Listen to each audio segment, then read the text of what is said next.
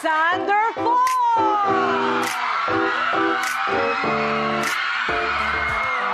Diba?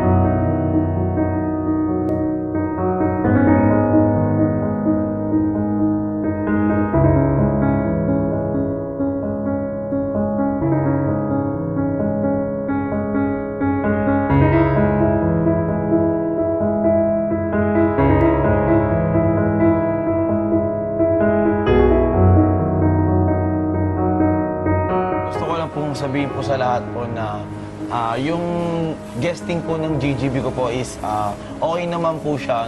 Siguro po na misunderstanding na po ako ng mga tao doon dahil po galing din po ako sa ibang taping po. And so, mataas lang din po yung quality ng voice ko and akala po siguro ng tao na nakarinig sa akin is sumisigaw po ako. Pero ang totoo po, hindi po talaga. Tinanong lang po nila ako kung sino po yung pangalan ko. Sumagot lang din po ako na sabi ko lang po na ako po si Xander po. Pero mataas po yung boses ko. Tapos yun siguro po na misunderstanding lang ng tao, ng mga nakakarinig po. Pero hindi po talaga ako dun sumigaw po or nag-attitude.